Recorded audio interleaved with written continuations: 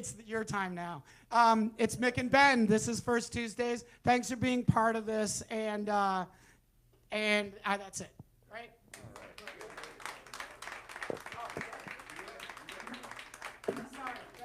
Tim, thank you for your dispassionate update on what's happening at the Hideout these days. Well, everybody, it was shorter than him reading Bleak House out loud, so you can look at it that way. Tim, really, we do appreciate your invitation for us to have the show, and we appreciate everything you do at the Hideout. And the price you pay for filibustering the first part of our time is to get shit for it every single month. So, well, he has a good point. Before I just have to say this. I don't know where Tim is, but he has a very good point. And I don't know if it was lost. He was so enraged. He'd been enraged since he came into the bar, and we were doing our pre-show prep, which didn't get done. By the time he was done warming up with us, he was toned down enough to talk to all of you. But essentially, he is saying that the city of Chicago, he's contrasting two permit process. One having to do with a scrapyard metal facility on the other side of the river, and that got an extension without apparently oversight by the alderman.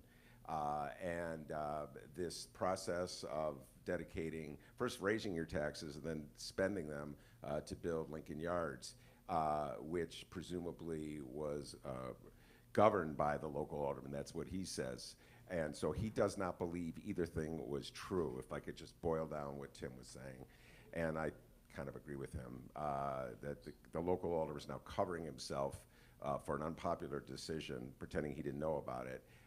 And in this particular case, he was the public face on a process where there really wasn't, in my humble opinion, enough information given on the consequences to everybody outside the city. So anyway, I just translated Tim's rant. All right. And there we go.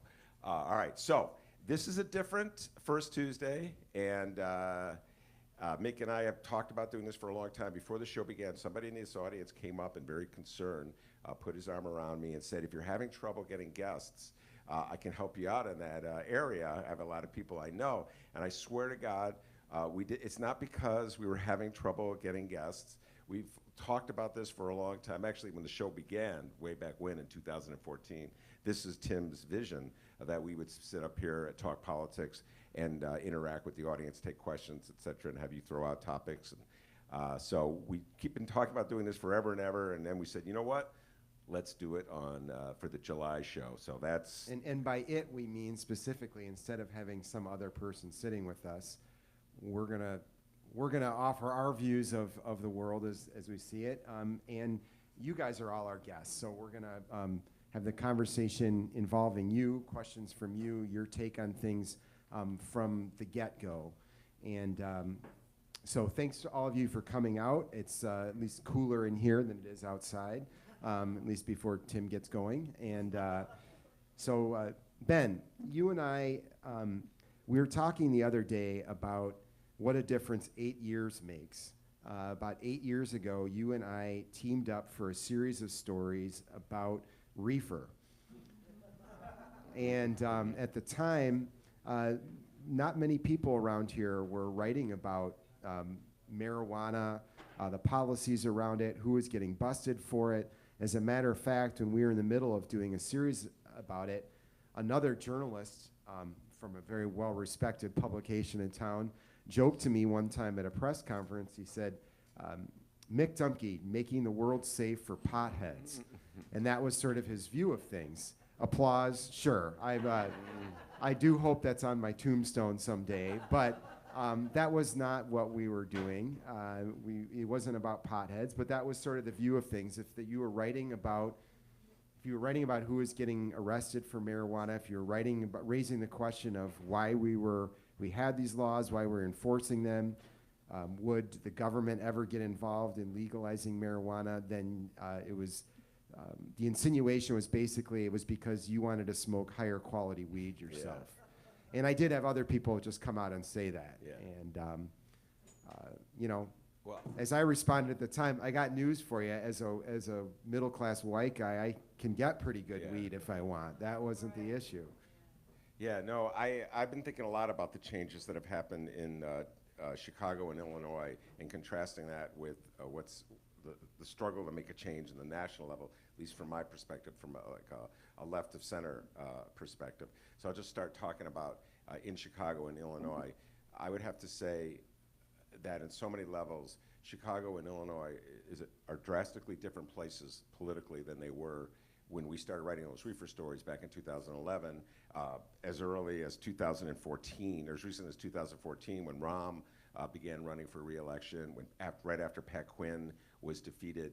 The notion in 2014 that we would have legalized marijuana was just far-fetched. That would have the State House pass a fair tax initiative, so that would be put on the referendum where we move toward progressive taxation. Remember, we just elected Bruce Rauner, so we were going to go in the opposite direction with Bruce Rauner. We'd be going to more regressive forms of taxation because he was going to be cutting. He cut, one of the first things he did was to cut the tax rate, or he allowed it to fall. And then the third thing, the sweeping reproductive rights bill that came in the last assembly, I could not see that happening under Rauner. So it's just on the statewide, the change is so drastic, and then on the city level, the rhetoric has changed so much with Lori Lightfoot. The attacks on the attacks on like Ed Burke and the attacks on aldermen, the symbol of the alderman is the corrupt overseer who's got everybody hijacked. So it's too early to see how much really has changed in terms of policies, but it's so clear to me that we've changed. And the challenge right now is I don't know how to make that, have that same acceptance that's, from my standpoint, on a national level, that same sort of change on a national level. When I watch the debates, which are really on my mind, and I see the voices of the Democratic candidates for president, and then I see the reaction to them, I don't see, I feel as though Illinois and Chicago are on a different planet. All right, so I was going to say, let me interrupt you for a second. Are you saying that Chicago and Illinois are becoming a liberal paradise? Is that what you're saying? And Joravsky? Yeah. Is that what you see? It's really hard for me to say that. It's always hard for me to say anything positive about Illinois or Chicago.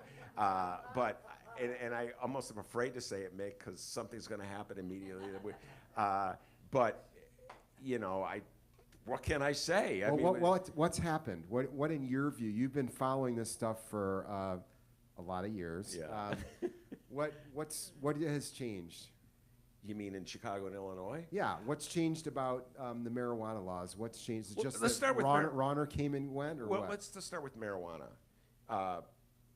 What drove me, and I think drove you as well, we were doing the stories together in the early days, was, and I'm going to speak for me and to see if you agree, I never viewed legalizing marijuana as a way to raise money. I always thought that was the wrong argument to use. And I thought the way the marijuana was symbolic of a larger injustice in the war on drugs, and particularly marijuana, that, as I always say, everybody smokes it, but only black people got busted for it. And I didn't know how we as a society could tolerate such a blatant display of injustice and put up with it. And furthermore, it was just exacerbated by everything I saw in everyday society. So I told you about this, comedians joking about how they smoke reefer, movies in which the stars have those moments where they're just like calming down and they share a joint, and they're like middle-class people, they're in a suburb, and or comedies where marijuana is like the central conceit, everybody's getting stoned. And we're working on this first story we did in 2011 about essentially the racial breakdown of who is getting arrested and prosecuted for marijuana in Chicago and Cook County, and you saw something that really stuck with you. Yeah. Oh my God. I say this. I probably said this at the Hideout. So what really got me going were two things. One, I was riding my bike to go see a George Lopez perform. Anybody know George Lopez, the comic? So I'm riding down the street, and I'm going down Lincoln Avenue. I'm going to Old Park West, and I could see where I think it's Webster, and all these young people are walking down Webster toward Lincoln Park smoking joints. openly smoking joints, and I was asked where they're going. They were going to Peace Fest. I think that's what they called it. And Peace Fest was basically this giant celebration of smoking reefer in Lincoln Park by teenagers, most of whom were white. All right? So I'm seeing this. I go see George Lopez. His whole routine is about how he got high. He ate these kick-ass marijuana brownies, and then he had to throw out the ball at Wrigley Field. Okay, so he's got to throw out the baseball at Wrigley Field. He's high. Everybody's laughing. And then the next day, Mick and I, or very soon thereafter, went to some courthouses on the south side of Chicago, and I just saw one black kid after another paraded in front of a judge. They didn't have money to make bail. And why were they in lockup? Because they got busted with a joint. And I could not understand why we would tolerate something like these white kids with long hair from the suburbs or whatever going down the Lincoln Park, smoking joints. George Lopez joking about eating a marijuana-infused brownie. And then like dozens and dozens of black kids just going through the system, spending nights and weekends in jail because they don't have money for bond, having to deal with this on the record. The judge giving these stern lectures like, don't you know better? You know, everybody's so stern to these kids for doing something that everybody else, that got me going. And so, you know, and then when we started, Nick, you know how it was. Nobody wanted to touch the issue. You know, politicians didn't want to talk about it. It was hard to get any elected official on the record about it. Yeah, so I view where we were then, and Mayor Rahm in 2014, when he announced, I gave him such grief for this, when he announced that he was running for re-election, he took a strong stand against legalization. Remember that? He goes, I will never have to rely on the proceeds of marijuana, or, you know, the taxes on marijuana to fund government, which wasn't even the point. The point is,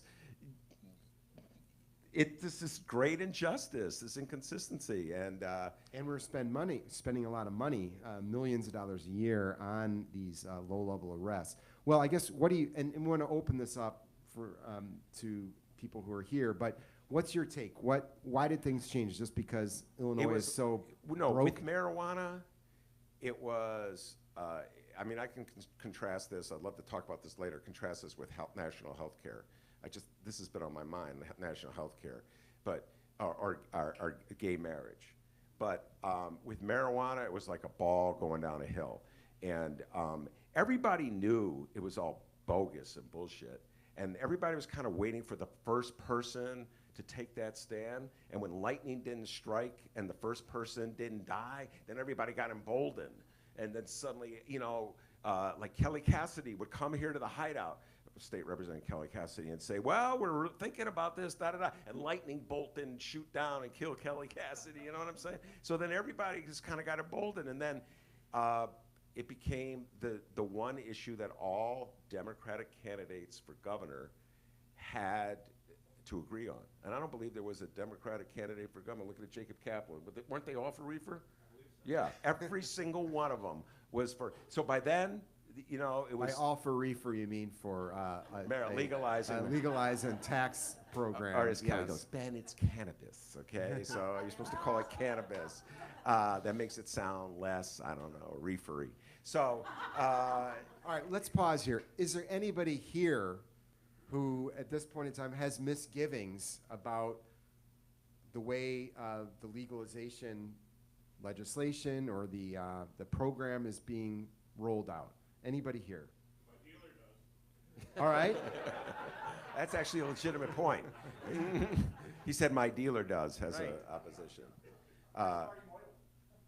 No, yeah, that's the state. No, there's a state rep from the south suburbs who, the state rep who put the egg was from the south suburbs. Yeah. He pulled an '80s thing and said, "This is your brain on drugs," Yeah. and literally did this during debate. Yeah, but on the issue. So obviously nobody in this room was against it. I remember when Karen Lewis was on this stage in 2014, Mick, or was it 250? I can't remember.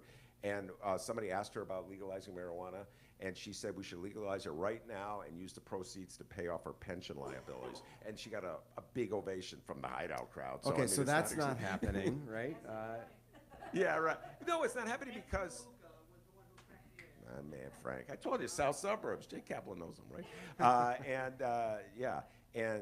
It's funny because he's the state rep, and Toy Hutchinson is the state senator from his district's in hers, and she was one of the leaders of the marijuana bill. So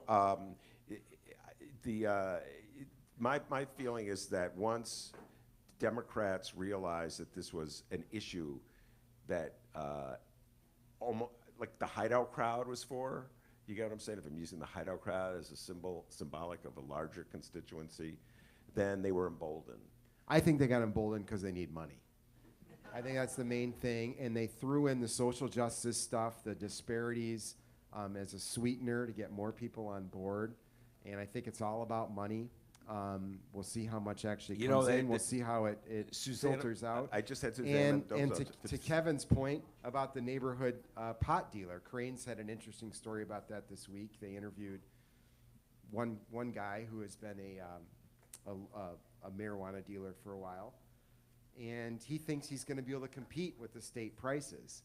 So, but I think, as everybody's talking about, this is one way to stop people, especially young black men, from getting arrested and pulled in the criminal justice system, and they have these incentives to try to bring in non-white business participants, people from lower income communities.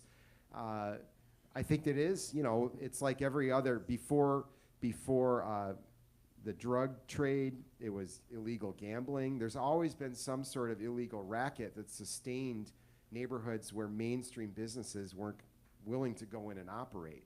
So what does happen to neighborhoods where people may not like guys standing on the corner selling weed, but some of those guys are paying their grandmother's light bills with that money. I think it's going to be interesting to see how it unfolds. And of course, gambling was a big part of what happened in Springfield as well. So anybody else, what are your questions or thoughts on reefer?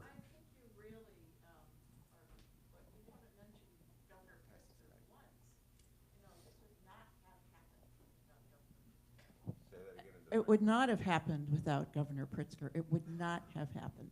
Yeah, legalization of marijuana? Yes, or the decriminalization, as he likes to say. And, it's not like he's a pal of mine, but from the very beginning, he talked about economic justice. He never talked about revenue. He's talked about it, but he never really used it as a way to get the bill pushed through the legislature. It was always economic justice. I heard that when he, on his, what do you call it, when they get inauguration speech, in that speech, and when he said that, I thought, what is that? That was only a couple of months ago, really. But Yeah. It would not have happened without him. I don't care what Kelly Cassidy or Helen Staines, or what's her name, Staines did. Well, it would. I'm going to argue with you. It would have happened with any other Democrat in there. It wouldn't have happened with Governor Rauner. But we just talked about every Democratic candidate in the primary signed on to this. So Pritzker is the guy who got it done, but with help from Mike Madigan, I'll give Pritzker credit for this, and this is where it contrasts with this is on my mind a lot lately, the national health debate, the healthcare debate. Pritzker was the front runner. He had the most money. He was the favorite to win the primary back in March of 2018. And as such, he was sort of the conventional wisdom candidate. He never went right on this issue. He was with the left on this issue. And I think I agree with you that the fact that the front runner, the conventional wisdom Democrat, the Democrat that all my friends at the Hideout were telling me I can't vote for because he's a billionaire and he'll sell us out, and I got to vote for Dan Biss, and then all my Hideout friends told me to vote for, what's that? Yeah, it's Terry Cosgrove. Put your big boy pants on. Well, he was telling me while Terry Cosgrove was telling me to vote for J.B. Pritzker, all my friends here at the Hideout of the leftist persuasion were telling me to vote for Dan Biss because you can't trust J.B. Pritzker. And to his credit, J.B. Pritzker didn't waver on this particular issue. Well, and one thing you missed is in your three great things about Illinois now. is what they. I don't think I said great. I don't liberal- know the if that liberal- word would ever come out of my The mouth. liberal paradise, Ben's What- liberal paradise. Talk about a liberal paradise. I mean, I don't know how many states in the country have passed bills saying that the education system has to be changed in the state so that LGBTQ issues are talked about, like, you know, like these great statesmen and historians and authors and stuff. You know, we have to say they were lesbians or they were gay, or now they signed that, I guess, yesterday, right? I mean, isn't that a big deal? It seems like a big that deal. happened under Pritzker, right? It didn't happen under Rauner. Yeah. So I got to But give that one I to just want to say Pritzker, one. too. Could I say one more thing Go about ahead. marijuana, which bothers me and has always bothered me, and that is, like alcohol, some people are addicted to it. So I understand in the bill there's money for, you know, rehab programs and that kind of thing, but there's not enough talk about the fact that Helen Stein, is that her name, Helen? Heather. Said when she was doing these presentations that 16% of the people that smoke pot are addicted. So I don't know Is that exactly right? what the percentage is of 16%? alcohol. That's what she said. I know. Okay. But anyway, that's what she said. Wow. But it's addictive for some people. Those people are going to become addicted now. Well, It's okay. going to be I- easier. All I right. I do think that the usage data that's available, by the way, which is somewhat limited because there hasn't been a lot of research on any of this till the last few years, till Colorado led the way with legalization and everything else. But the available usage data is that there is a small number of people who consume most of marijuana. There are mostly daily users who I think consume like, you know, 50% or something, like a very high percentage of the total. And so one of the questions is it people who are already daily users who are going to be the primary customers here, or are all of you going to decide you weren't smoking as much before or at all, but now that you can pick some up on the way to the Hideout, first Tuesdays will be a lot more interesting. I don't know. I mean, it's going to be, we'll have to see. Well, Any other thoughts? yeah. Listen, I recognize that there's a strong voice in this debate that are people who are concerned about more people using marijuana than have previously been using. I've heard that argument, and I recognize that. I contrast that, and I've written about this and talked about this a lot. I contrast that with the lack of a voice in this state about people who are concerned about gambling. We've just done this huge expansion of gambling. Jason's here, and there was no debate at all about, as far as I could tell, no serious debate anyway on the floor of either the Senate or the House about the impact that gambling will have on lives of people who gamble too much. And Since you called them out, do you want to introduce Jason? yeah, I called him out. I think he's hiding there. Wait, that's the great Jason Grotto from ProPublica, who probably knows more about gambling than any man in the state. Including most of the people who voted, who wrote and voted on the bill. Well, he may be the only person in the state who read the bill. So I like to say I'm the only one who's ever read the Mueller report. Okay, there we go. There's two of us. Yeah, but I have a hardbound copy on my desk. You got that? Whatever. Now since basically now since also now Colorado's leading the way, they just legalized, I think in March or something, they legalized magic mushrooms for medical use now. And the studies have shown from the UK about it, the UK studies, that basically it helps with post-traumatic stress and also helped with severe depression and stuff. The medical use of magic or whatever it's called. Shrooms, yeah. Shrooms. They've done that. There's been studies shown on how it's helped people with postpartum depression and many other stuff. Do you think Illinois would do it? I mean, anything's possible at this point in time, but again, I'm on the view that the marijuana stuff was mostly a revenue thing, and I haven't seen any numbers about revenue stuff with shrooms.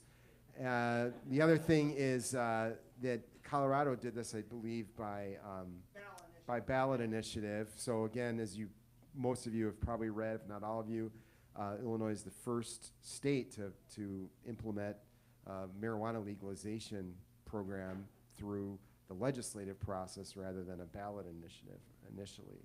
So, Jason, do you mind if we hand you the mic, put you on the spot for a second? So, if you will, everybody. Jason Grotto, tell us a little bit about what existing legislation, gambling legislation, has done to ensure that people who are problem gamblers, who have addictions, so that they can get help, or so we can make sure that that doesn't spiral out of control. We're talking about drug addiction. What about gambling addiction? I would just point out really quick, if anyone missed the New York Times this weekend, they had a really great article about marijuana in Colorado. In fact, the racial disparities and criminal justice issues have not gone down, and there's all kinds of other really interesting things, so I would say check out that article. I wrote a series of stories earlier this year about video gambling in Illinois, which was legalized in 2009 to fund a capital bill, which is just what happened this year as well. It was passed at the last minute, passed in 24 hours, like the current capital bill. And in that bill, they said that they would set aside roughly $1.5 million to combat gambling addiction in the state. What we found is that, in fact, after roughly, at the time we looked at it, nearly 30,000 video gambling machines went live across the state, equivalent of 25 casinos, the state was actually spending less on gambling addiction services than before they legalized video gambling. So Illinois does not have a very good record on this front. Now, the current gambling bill, to their credit, increased gambling addiction funding 8-fold or 8.5-fold, I think. Among the things that the state plans to do, which they never did with the last bill or the Riverboat Gambling Act, was to study the rate of addiction in the state. So supposedly there's $6.8 million. Well, like all of this stuff, marijuana, progressive income tax, which hasn't passed yet, liberal governor, we have no idea what's going to happen in 4 years. But there's $6.8 million available to actually study how many people in Illinois are addicted to gambling. What the studies across the world show is that the more gambling opportunities there are, the higher the rate of addiction. So Illinois now has more video gambling machines than any other state in the country, and more locations to place a bet than Nevada. So under the new law, there will be and that's even before the expansion. That's before the expansion. Yeah. So, we wrote a story in ProPublica about, basically Illinois will become the gambling capital of the Midwest. We'll go from roughly, don't quote me on these, 40,000 what they call gambling positions, which are like slot machines or places at the card table, to about 80,000. The people in the industry don't think there's enough gamblers in the state. And to Mick's point about marijuana, most of the money from gambling comes from a small percentage of the population. So there's going to be some real issues. They had no choice other than to increase the funding. The question is whether the funding's enough in terms of the addiction question. So I think, like everything else, marijuana and all of these vices, we'll see there's revenue to be made. There are potentially good social outcomes, but there are also costs, both regulatory costs and also social costs, and we'll have to just wait and see how that plays out. Yeah, the Susanna Mendoza, I just had her on the show, and she was saying that they can expect $57 million this next year for marijuana, and she didn't have the estimate for the gambling expansion because the casinos haven't been awarded. We don't know who's going to run. We don't even know Chicago. We don't know if anybody is even going to apply yet. There's uncertainty about that. So, and $57 million is not that much money in terms of the state's need. Yeah, I think like with the gambling expansion bill, and this goes to the debate about did Pritzker do it for money or did he do it because he has a heart of gold for people who have been suffering for many years, Where do you fall on that? Yeah, question, Jason? well, if you got to choose between one and the other. Where'd it So, go? And it could be both. It could be both. I mean, the fact is that with the gambling expansion bill and marijuana, that they're relying mainly on licensing fees. So this is money that large companies will pay to have the privilege of selling marijuana or opening a casino in the state. They're not relying on the actual revenue from that. They're relying on the initial fees for licensing as a bridge to get us to a progressive income tax. So the question is, can the gaming board write the regulations that are required within 90 days, by the way, to legalize sports gambling, increase the number of casinos, all of the things that an underfunded, understaffed regulatory agency will have to write in order to make all of this happen. That did not happen with video gambling. There was a lawsuit that slowed it down, but also they didn't have enough staff to implement it in time. So again, none of this is done yet. Just because they passed a bunch of laws and said it was going to shake out a certain way, Yeah, we just don't don't even know. like if we're going to have a casino in Chicago, and again, I keep urging people, the real way, the best way to fund government is a progressive tax, so that the wealthier people are paying a greater portion of that tax, and gambling and reefer and what else is on the list.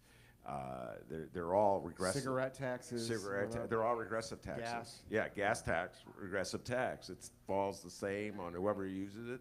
And so all we do is, look for things to tax that there won't be a lot of anguish over. We couldn't tax soda pop. Tony Perkwinkle had to beat a retreat on that one. The soda pop, big soda, was too strong for her. Well, she was forced to retreat, I believe. I think she was revoked. I don't think she ever did retreat. That is until correct. forced. Yeah, But yeah. your point is well made. Yeah. Does anybody out here have a question or comment about this discussion? Do I just, okay. I have family out in Colorado who've lived there during the entire process of the great social experiment of becoming a pot state. And I'm left with two impressions. One is that there's so much money that it's inevitable everywhere. It's just a giant waterfall. There are property tax refunds. I mean, they're just rolling in cash, technically. So I'm curious about how that will go in Illinois, especially as people on the right are involved financially, the Boehnerfication of it, for lack of a better term. I'm worried about corruption. I'm worried about the amount of money and the corruption that goes along with it. And I guess I'm also not clear, this is a question, are towns and cities going to be deciding on an individual basis about like public use, intoxication, things like that, or is it going to be statewide? The way it's, Colorado, it's town by town, and it's varies quite a bit. So I think some of that is town by town, but municipalities in Illinois are not allowed to undo the legalization process, right? But they can create some of their own local regulations, and there's things to be sorted out. And if I'm wrong, please somebody jump in. There's things to be sorted out. There's a story in one of the papers, I think the Sun-Times, about are there going to be basically cafes or bars? You're going to be allowed to smoke there. You can't smoke cigarettes, but are they going to change those rules? And that kind of thing, I think there will probably be some sort of regulatory patchwork, it sounds like, right? Is that your understanding? Yeah. Michigan, there are many local towns in Michigan. Ever since when Michigan legalized it, certain local, small towns and cities won't allow in their jurisdictions any marijuana stores at all. Yeah, I think you're allowed to not issue the licenses, or you don't have to have a store open, but you can't make marijuana possession illegal because that's a statewide law. Yeah. And once it is legal and once people are making money from it, I think it's inevitable. What you call right wing Republicans, the people who opposed it, will start making money. Yeah, they're already. So there you go. Yeah. I think one of the bigger problems is going to be who's going to be rushing, who already has been rushing, and get in on this deal. That's sort of the thing we're going to have to watch. Okay, there's a couple other things we wanted to talk. Did you want to weigh in? Yeah, Carrie. I am curious about the black market, and I know the taxes are kind of high, and I don't know if you know how the law deals with, even as they're expunging convictions, how the law deals with people who continue to sell on the black market, and if there is actual competition, like the guy in the Crane story was talking about, if there'll be pressure from these companies that paid all this money for licenses to actually crack down on illegal sellers? I think that's a great question that hasn't been fully answered yet in the sort of in the high we're in right now about the post-legalization thing. In the New York Times story Jason alluded to about Colorado, the good news is that arrests for marijuana-related offenses are way down across the board, but as he mentioned, the racial disparity still exists. I remember back when Washington State was starting to move toward legalization, there was a great New Yorker story where they brought in a guy who had basically an academic who had studied this stuff, and his argument was when you legalize, you actually need to enforce the law very stringently. And so you were trying to push people to use the legal market instead of the black market, and so therefore you should be cracking down on the black market because people have another alternative. That, to your point, that doesn't really square with the social justice part of this legislation we've seen right now. And the other thing is that you can go out to the west side and buy loose cigarettes. There are people who are, that's a problem. There's all sorts of things for sale on the street, and sometimes you might fool yourself or be fooled into thinking people are dealing drugs on the corner, and they're selling cigarettes. And that's because even before the latest round of tax hikes on cigarettes, cigarettes in Illinois are so expensive that there are enterprising people who've gone to Indiana and other places and smuggled in cigarettes without the tax stamps on them, and they're selling them illegally. So there's going to be a lot of work that has to be done in the regulatory process here to figure out what that price point is going to be, what the tax level is going to be, so that a lot of people will just prefer, they're just like the idea. I'd rather go buy it at a store and know that it's completely legal and my taxes are going to the state. Other people, it's basic economics. It's supply and demand. So I personally, I'm just guessing the black market is not going to go away for a long time if it goes away at any point. Just a hunch.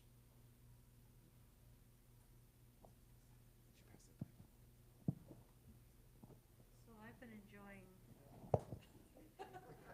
I've been enjoying this refreshment for 45 years.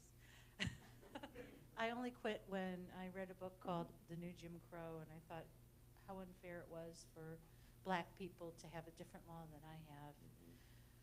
So going forward, I'm very excited about this, but one of the things that I've lived with all my life is this idea that when I'm looking for a new job, I have to wait a month so I can pass the drug test.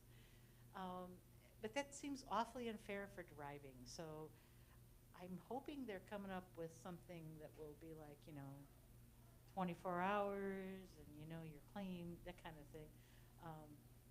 It would be nice to have some kind of testing, in terms of impaired driving that wasn't, one little bit in your bloodstream from 2 weeks ago and you're impaired, and that's just ridiculous. Yeah. So I'm hoping they're going to address that part. Yeah. Right, because people probably know, I don't want to state the obvious, but just to make sure, alcohol passes quickly out of your bloodstream, THC lingers much longer, and so while there are tests available for impaired driving, they can't really gauge exactly how high or how impaired you are, and there have been attempts to bring impairment charges against people who've been in crashes or whatnot. But there's a whole debate and discussion about how fair and how legal that whole process is.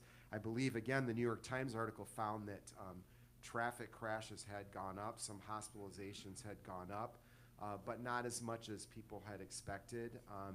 I don't think that people overdose on marijuana. I mean, you're shaking your head, and my reaction is the same. But early on, we did hear these terrible stories about people who may have already had some mental health issues and combined that with particularly edibles, which in the early days of Colorado legalization weren't labeled very well, and it wasn't very clear to people how much an edible can get you high, and so you had some horrible things. There was like a guy, I think, who jumped off a balcony and died or something. I mean, there were some stories that are pretty terrible, but the data doesn't back up that there's been this mass set of injuries or public health crises as a result of this, or that they can point to specifically. Anybody else on these topics?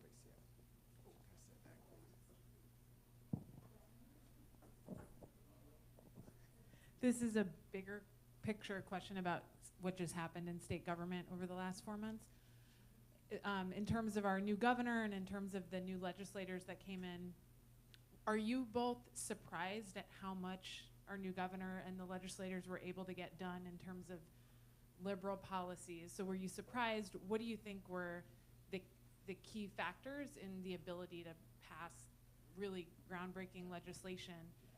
And then what do you think is going to happen over the next 2 years? Like what's left? Are we going to keep up the momentum and keep forward to make Chicago and Illinois a liberal paradise? Wow, a liberal paradise. Okay, that was Mick's word, not mine. It's a paraphrase. I don't think you denied it when I asked you about no, it. I feel like I'm in paradise. The changes, first of all, there's the super Democratic majority, I would say, in both houses, and combined with a governor who had run on all these issues. And I think it goes back to the actual election itself, what I was talking about. All the candidates who ran for governor were on the left. And I remember joking about it at the time, and both everywhere, that they all were starting to sound like me. And I was really thought that was weird, because usually I'm on the outs. And so once in office, there was no excuse anymore. I mean, I've heard every excuse, like fair tax, for instance. And I used to have all my experts, some who are in this room, would be explaining to me why Michael Madigan will not allow his representatives, his caucus, to vote on a fair tax, because, and it was always explained that there are Democrats in districts that are swing districts that don't want to be on the record having voted for a quote-unquote tax hike, even if it's a progressive tax hike that would raise the rates on the wealthiest. And that's why I think, what was it, 2014, we never did get that fair tax vote. Instead, we got that statewide referendum on a billionaire tax or millionaire tax. They totally copped out. And I just think that in this time around, you had super majorities in the Senate and the House, and you had a governor, incredibly, I'm going to give credit to your guy, very wealthy governor who had campaigned on it, and he had enough money if legislators in Madigan's caucus were going to get hit hard on this fair tax to, he can support them, give them money, and help them fight off a challenge. Young Daniel has his hand in the air. I'm sure he's raising his hand and would agree with me, right, Dan? I actually had a question. Oh. Why else would you raise your Why else would you raise your hand except to agree with Ben? So, the way you're speaking about it is that almost as if it's a done deal. And my question actually is to hear, and I'm curious actually, all three of you, in November 2020, when this is on the ballot, do you believe that the fair tax, because remember, it will take 60% for it to pass. Yes. It's not straight majority, and there's going to be a lot of money that's going in on this. Obviously, things can change, but right now, November 2020, will the fair tax pass or will it not? These three experts. Okay, and I'm going to tell you right now, as the world of news right now, it will not pass. I do not believe, and that's why I'm hesitant to call Illinois a liberal paradise. I'm looking at the counterattacks by, oh boy, what's his name, Bays, and his little faction, like the Ideas Chamber of Illinois, Commerce right? type. And it's all they got to do is get 41% of the vote. I always like to be optimistic, but right now, if you ask me, I don't believe it'll pass. So what do we do? Hold on. Right now, I can't see it passing either, but I don't know. It's a long time. A year and 4 months is a long time in political time frames. That's an eternity, and so I'm not willing to say Donald Trump is going to get reelected, and I'm not willing to say this thing is going to go down in flames yet either. Jason, do you have any sense? So I think it's going to depend largely on the economy, the broader economy. I think there's a real a possibility that we're going to be entering a recession in the next 18 months. I think if that happens, it's highly unlikely that that a progressive tax will pass. One issue that they're going to beat them up on is that, without getting too wonky, over $1 million, it is kind of a millionaire's tax because it's progressive, and then there's something called the marginal tax rate, so that you get taxed at the low rate, and then when you reach a certain number, you get taxed at the higher rate, but the money you made below that is taxed at the low rate. Well, if you make over $1 million, you're just boom, you basically have a flat tax. I think they're going to beat them up over that, and that's to try to make every one of us, middle class, lower middle class, whatever people, feel like we don't have to pay for the mistakes of the past. So like with marijuana and everything else, there's going to be no property tax checks coming back to you because we have 140 or 30 some $billion in unpaid pension funds. Illinois actually is doing really well on borrowing for municipal bonds and stuff. The city of Chicago, not so much.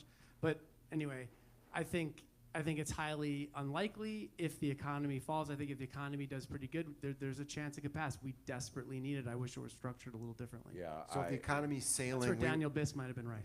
If the economy's sailing, we will have a flat tax and a re-election of President Trump. That's probably no. I don't think the two While are. we're I don't talking, think they're two I want out to of. pass this back to Kitty in the back. She wants to weigh in. I think I can make myself heard. Question for Jason, Ben, and Mick. And Regan, if she has the answer. In states where pot has been legalized, do you guys know what the rate of opioid addiction has been in the states? Has it gone up, down? I think that's something really important we need to look at. Jason? You do all the hard questions. I don't know the answer. I don't know about opioid addiction. But actually. I do know that one of the other fears of youth use of marijuana, it's shown that's a negligible effect. No, so, I'm thinking. But think, I don't know the answer about my opioids. guess is that opioid addiction is going down, which will also take a lot of costs down and a lot of deaths down. So I'll get back to you if you guys, unless Jason, you know the answer?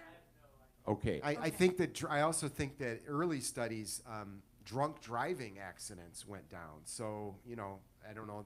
It's that you want to trade drunk driving accidents for stone driving accidents, but it did indicate that people were changing some of their recreational opportunities in that way. Now, my hunch is, Kitty, that I'm not sure people who are into opioids is necessarily the same crowd as people who are into marijuana, but yeah. People who are addicted to opioids because of pain. I think if they can go to pot and CBD, I'll get back to you. sure. Maybe. Actually, states that, from what I've read, states that have legalized marijuana for recreational and medical use, opioid addiction has gone way down. Like West Virginia, they legalized medical marijuana, and opioid use has gone down ever since they legalized. States that have legalized it for recreational and medical, opioid use has gone down because it's a lot. They have used it for a lot more. It's a lot more safer and a lot less addictive. It's a better painkiller than say Vicodin or opioids. So That would stand to reason. All right. Now, the fact, Kitty Kurth, I asked that question, and I think that gives me an opportunity to make a transition I've been wanting to make for a while, away from marijuana for the moment.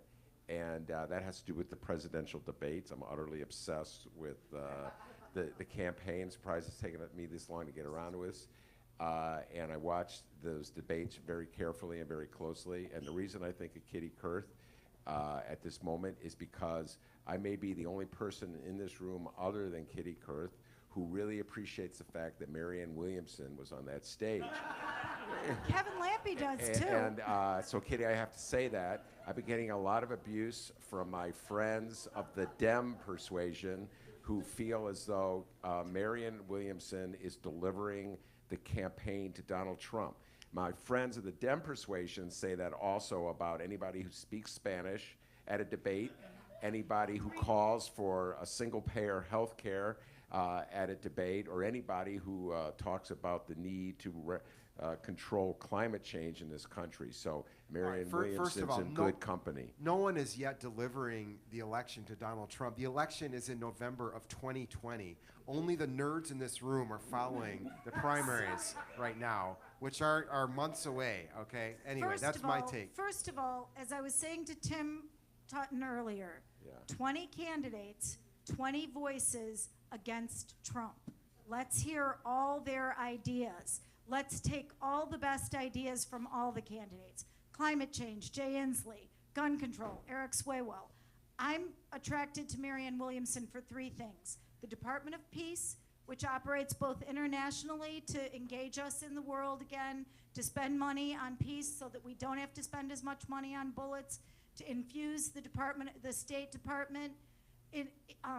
Domestically, it would work on gun violence, treating people with trauma, trying to get communities to work together again instead of killing each other, the Department of Children, and reparations. Well, personally, I can't argue with any of the things that you just said. But the attitude, Mick, that so many people say, I know you're not following these things as closely as I am. I admit. Following them, but I just don't hang on every word of 20 candidates Ben, 16 months thing. before the election. 3 million supporters who aren't engaged in politics now and who haven't been Democratic activists and who can be mobilized. Just that. Bringing 3 million new people into the party. Yeah. Well, the part of the process right now that I enjoy so much is when you have 20 people on stage, you're going to hear a wider array of voices, obviously, and people who would not normally be included in the debate. And I think that has the potential to energize a party and to bring new ideas into the party. The thing that Marianne Williamson said at the debate on Thursday that stuck with me, and it was the part that she was mocked the most for, I think, was where she said that it's not plans that win elections. Donald Trump won because he said he would make America great again. And I've been thinking a lot about what she said and the greater meaning of that. And I think that there's a lot of truth to it, if I understand her correctly. And people don't really know, they haven't really figured out why it was that, the Democrats that is, that Donald Trump was victorious in 2016. We have all these different explanations, and nobody wants to give the devil his due in terms of what he did as a messaging device, or as a public relations device, or as an attention gathering device. And I just feel as though the Democrats struggle with that. You know, how do you deal with Donald Trump when he attacks you by name, gives you a nickname, and just sort of demeans you and diminishes you and gets people laughing at you? Democrats, you know, I've not heard anybody just on that PR front confront that. Or how do you deal with Donald Trump? Like, what he did was so outrageous this weekend when he shook hands with Putin and said, you know, made fun of cracking down on free press. And, you know, he and just election interference and everything everything else. So he did is so outrageous, and yet it doesn't seem to take hold in the public's mind, other than, as you would say, like the people in this room, maybe. So Democrats are really struggling with these larger issues of how to deal with a guy who doesn't play by any rules at all. I appreciate her anyway for drawing attention. Yeah, I mean, I think that's true. You do need a message that people can digest, and you should show a little personality. I mean, one of the, it's not fair, but one of the reasons I sense that people, whether they voted for Hillary Clinton or not, they always felt like she was a dud. And you know, is that a good reason to vote for a president or not vote for a president? Probably not, but it is a reason that people have. So there were a lot of people who were energized by Donald Trump and by his otherness, by his newness. And I do think that serious candidates for president or their teams have to think about how you appeal. We can't just do, as you would say, whenever I talk to Ben, I say, what are you up to? I'm just finishing another masterpiece column. You know, your columns may be masterpieces, but if there's no delivery mechanism, no one's going to see them. and you know, all of Jason's brilliant reporting on gambling and finance and stuff. You know, we have to find a way to get it to people so that they can digest it, so it's interesting to them, so it's not just eating your vegetables every day. It's obviously the same thing with the presidential game. That doesn't mean I have an obvious answer to it, but I mean, you do have to show some personality. You do have to find a way to connect with people.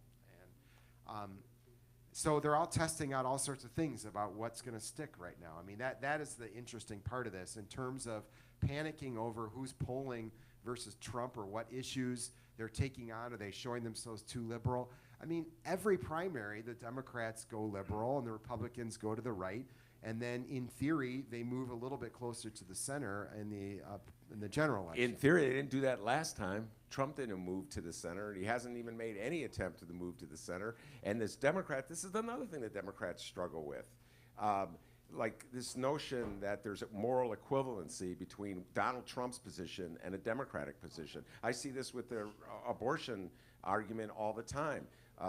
You'll see, like in Alabama, they're making it a crime to have an abortion. It's just some outrageous, I don't know if you follow the news stories out of Alabama, where people are getting prosecuted. As many as I can tolerate. Yeah, as you can tolerate. Yeah. And then, so I see the Republicans chortling over the political ramifications of the reproductive rights bill here in the state of Illinois, as in getting rid of spousal consent is the equivalent to making a doctor face criminal charges in Alabama. They have this ability that it's like a moral equivalency that they declare, and then my fear with the Democrats is they fall prey to that and they move to the right.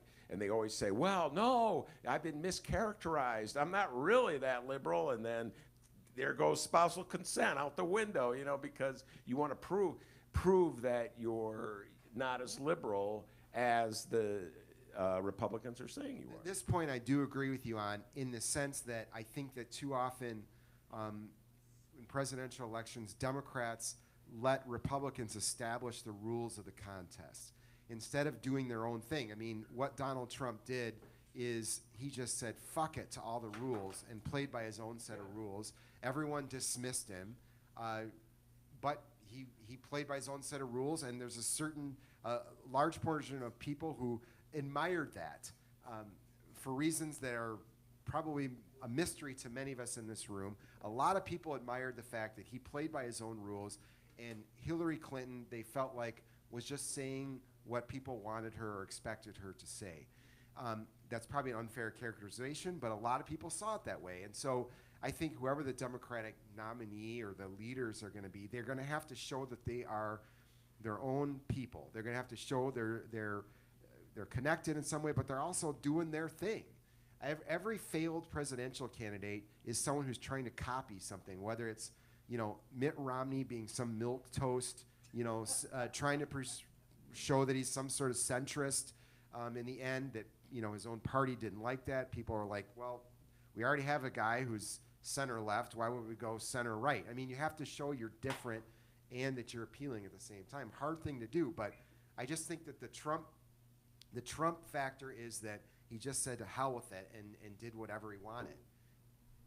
Do you think the independent vote that went for Trump in the last election can be depended on to go for Trump again? I don't think so. So what should Yeah, that's the independent vote that went for Trump. This is stuff I'm wrestling with, and I listen to what the Democrats are saying now to try to see who are they earmarking their comments for. They've only had 2 debates, okay, so it's hard to see. But you're right, valid point. It's one debate that was split into 2, and then there were still 5 people that didn't get to participate, who probably really irritated after they heard Yang and Williamson. They're like, why did I get to talk? And I don't. My goodness. So I really struggle with this. I don't have an answer, and everybody that comes to my show, I always ask them this. Like, I'm hoping that somebody will wander in one day that has an answer to this. But like, for instance, on the issue of health care, and all the Bernie people that come in on the show always tell me, Ben, if Bernie had run in 2016, all those Trump supporters in Michigan would have voted for Bernie because they want health care.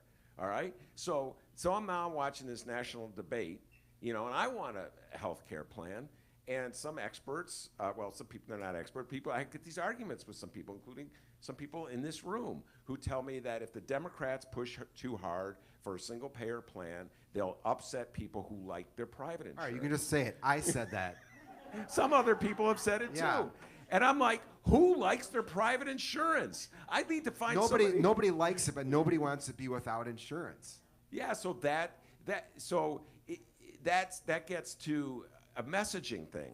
That's like, so the Republicans get to set the message again. So the Democrats say, it's like a fair tax. It's the not Democrats necessarily say, we're going to Republicans raise setting the message that people don't want the government to do things they don't trust the government to do.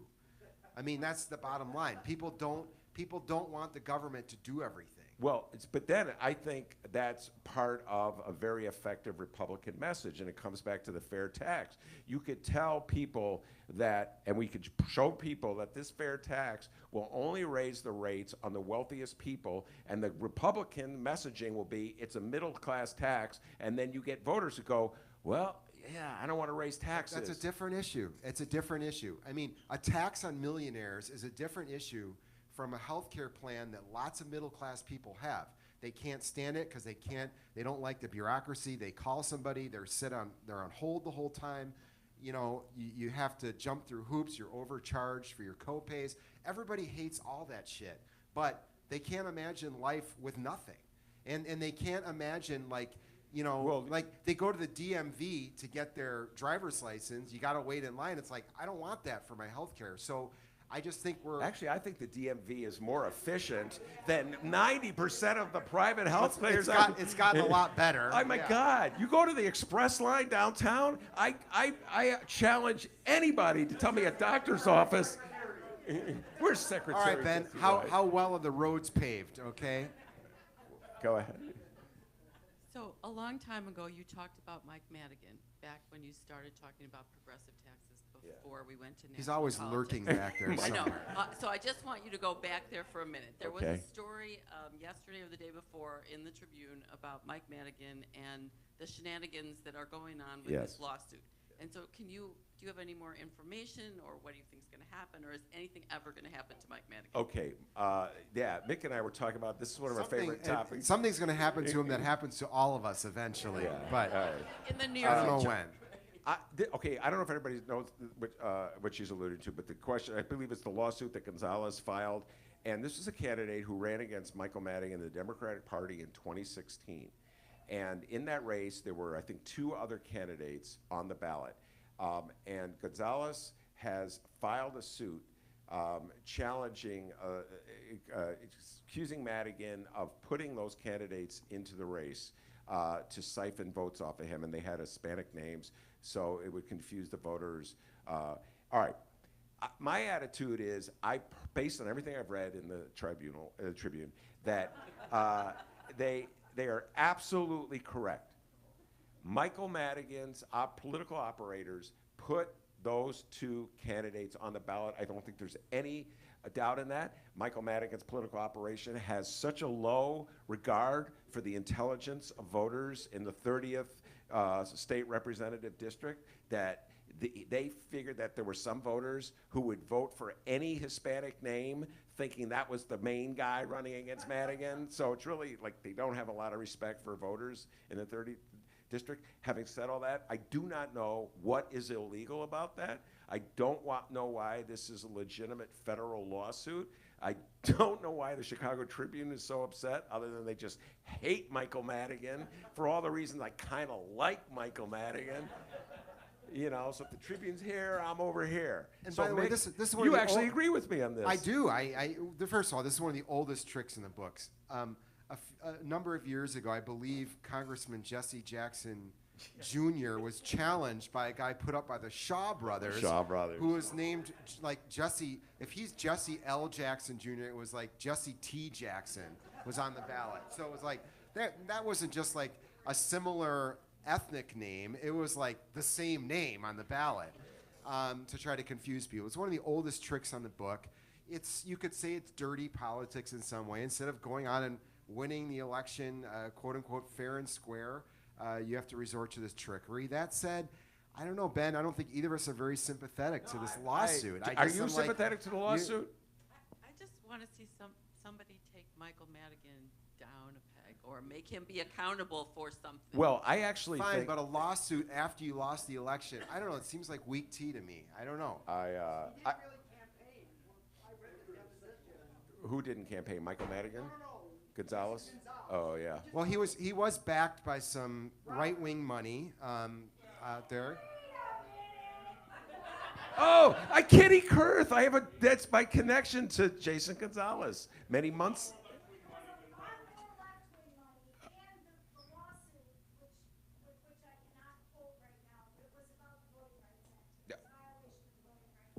I have no doubt that you have a very Parika had a very creative link. He actually did, and Okay. I did not help with the lawsuit, but the lawsuit went after on voting rights, and that was what the federal judge upheld it on. Listen, the suit's prevailing. Give Tony Parika, But who's it was, the lawyer but for for- Gonzalez. And Parika, for as crazy as he might be sometimes, he filed the lawsuit in federal court to take it out of the purview of Illinois judges whom Madigan elects. So it was pretty smart, but it's a Voting Rights Act. I will happily send you the lawsuit. I just can't quote Somehow it right or now. other, Kitty Kurth. What do we have to? We have to come. Yeah, and work for just Jason for the Gonzalez. record, and Jesse Jackson Jr. was our client too. too. Okay, And Ben? I drove Kitty Kurth to an interview where I interviewed Jason Gonzalez. Remember that? We ate lunch together. Ever, yes. But I just find it funny that, of all the civil rights matters in our system right now, Tony Parika is a Republican, and he's representing this. Republicans are decimating civil rights laws throughout the South.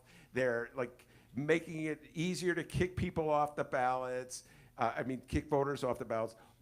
Defending the right of some guy to beat Michael Madigan is the one thing that's surviving. So painful irony.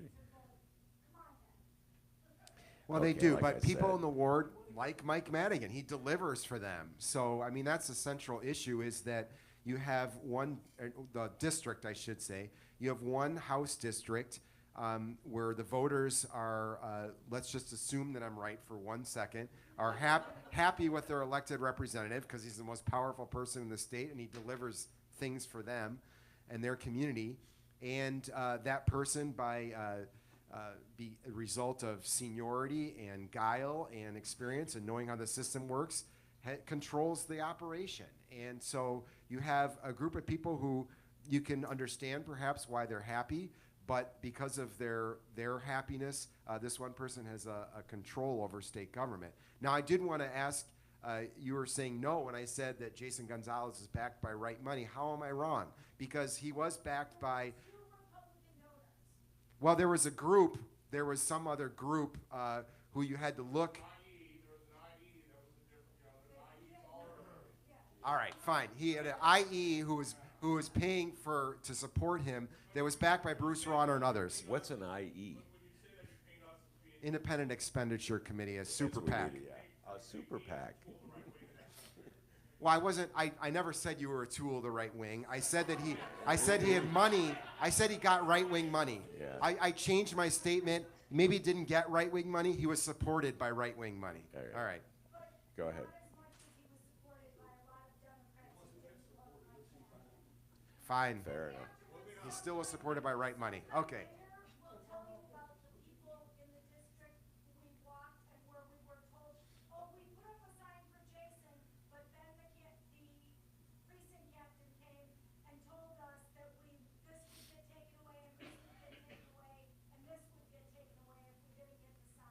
It's machine politics. Yeah. No one here is disputing that. I'm not disputing that either. I'm just, yeah, it is. He's very good at it. All right, who's got the mic? Next there. question. Yes. So I'm still concerned about health care. I consider good health care, even though we pay a $6,500 deductible. I consider that More good. than mine. And I worry, because of my age and my husband's age, that we're going to be without health care. So I'm not exactly feeling this, I want to stick with my health care since it can be taken away with my job or my husband's job, or the fact that it's employer-based and employer-controlled makes me really nervous, especially as we age.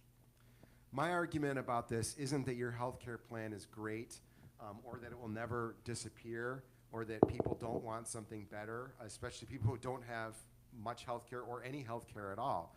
My argument is just this a political thing. I think that when you present a plan to people that says, I'm going to take something away and the government will fill in the void, I don't think they like that. I just don't think it's a winning argument for Democrats. So they're going to have to make some other kinds of argument. And Ben's basically saying, I'm making the Republican argument. Well, that's what people are going to say. You saw it in when Obama health care plan. They had to promise over and over again about choice, choice, choice. So I have to say one thing. I think part of the problem in all of this argument is this idea since the 80s that the government is the problem. I think this is really the seed of a lot of problems. People are so distrusting of the government because too many Democrats have I don't know what they call the term, but they've been drinking that Kool-Aid. Oh, the Rom Kool-Aid? I don't disagree with you. I'm just talking about where I think people actually are. So no, I think this is the point I was making. I believe, okay, this is where I'm at right now, because I listened to that debate, and I think it was Amy Klobuchar who was the one who said it, got it going. I think, and I'm paraphrasing, that we have to be respectful of the fact that there's a lot of people out there who like their private insurance. And I heard that, and I've been hearing that repeated by columnists of sort of the centrist persuasion or to the right. And so I've been on in a very ambitious crusade to find anybody who likes their private insurance. And I've been unable to find many people. There's been a couple that I've discovered, but all of them agree that even if they like the coverage that they get, they realize they only get it because they have that job. And if they ever lose that job, they won't have that coverage. So they don't, even those people don't really like their, yeah, you're held hostage in so many ways. So pretty much everybody, I just had this long conversation with the great Danny Weissman from WBZ, who probably knows more about healthcare than anyone in the universe, who's the equivalent of Jason is with gambling and property taxes. The complexities of our healthcare system, the inconsistencies of our healthcare system, the vulnerabilities that we all feel because of our healthcare system would lead me to believe that it's a winning strategy for the Democratic Party to say, we want to replace this healthcare system with a public one. And as soon as I say that, not just Mick, but a lot of people. Wrong verb, replace. We want to expand healthcare. Expanding healthcare is going to be winning. To say replace, to say we're forcibly going to take away something you have, that's a loser. Okay. I think it's a loser. Okay, well this is what I was getting at, messaging. Even if in the long run, people will see that this other option, a government option, is better than what they have, that it's more affordable for the whole than what we have. I think to start off the argument, we are taking something away that you have, that people believe they've earned, and we're gonna give you something that you've never seen before. It's a loser. I'm not saying it's the right thing. I'm just saying I think that's the whole healthcare is like ripping a person off. I don't disagree with you. I have insurance and it's too expensive, and it's the care providers are aloof, and I'm pissed off about it the same way you guys. But if someone comes to me and my family and says, you've never seen this thing, trust me, it's going to be a lot better, and we're going to take away, you don't have any choice in the matter, we're going to take away, vote to take away what you have for something you've never seen, I think that's a political loser. I'll just say, look, I hear it. The messaging is obviously important, but I'll just say one thing. No matter how many times a Democratic candidate says, we're going to expand, not take away, they'll be up against that Republican messaging of they're going to take it away. It's just like, that's why I used the fair tax as an example. So it's going to be a real fight. I think the what. Democrats should focus on how there should be running against Trump and focus on how they're going to improve people's lives. And they shouldn't they should be the party of expanding opportunities rather than narrowing choices, whatever the issue is. At one point in time, not so long ago, Republicans claimed they were the party of personal choices and enterprise, and they've totally lost that argument. And so I think that Democrats have a great opportunity to talk about expanding opportunities for people. So would you say that public health care, but you can keep your insurance? That's what you're advocating? Well, yeah, I'm not a policy expert. I'm just saying intuitively, politically, if you campaign to take something away from people, they won't like it. I just think that they should be promising to expand. And you figure out how to pay for it and all that stuff, but promise to make opportunity and life better for more people. That seems like a winning formula to me, as opposed to getting into an argument about Republicans over our plan is better than what people already have. I think you're going to lose. All right, one more, and then I think we got to sign off. I think one of the problems with Medicare for All is a lot of people don't understand what that means. It means that Medicare pays 80% of everything, but you still need a supplement policy, which means that employers can turn around and provide supplement policies to their people. The best insurance that I've ever had in my life is since I hit Medicare age. It's terrific. I can choose my own supplement. There are plans where your Medicare payment covers everything. They might not be great plans, but you get your coverage. And, they say Medicare for all. It does not mean cutting out insurance companies at all. It will give more competition between the insurance companies, and you have much better choices. So it's ridiculous. And I think people under 65 don't understand what's involved. And the Democrats have to explain to them what Medicare for all means. Yeah. Well, that's what started me going on all this, and some way of beating the Republican propaganda machine, if you will. It's a very difficult challenge. I don't minimize it. You could talk about whether the words that you use expand as opposed to replace, but I do not minimize the challenge that the Democrats face on this one, and because I've lived through watching Clinton go down on his attempts to implement this, Obama essentially having to use a Romney plan, and then the Republicans turned against him anyway. So I see where we are now. I believe that we got to change it. So that's the fight ahead. Sure. And just for the record, to finish up, I don't care what happens to the private companies. That's certainly not my interest. I'm merely talking about the message that I think would be a winning message. And so you all heard already, I don't have to repeat it. All right, we didn't even get to climate change, even though we need our arcs to get home, and it's like our daily severe thunderstorm, which has become the new normal here. But we'll pick that up next time. Hey, everybody, thanks so much for coming out. I hope all of you had as good a time as I did arguing with Ben. It's great to argue with Ben. I'd love to hear from all of you. Just love this whole format. Jason, thanks for being an on-the-spot guest and expert. And thanks to all of you guys for coming and participating in the conversation. We will see you next month.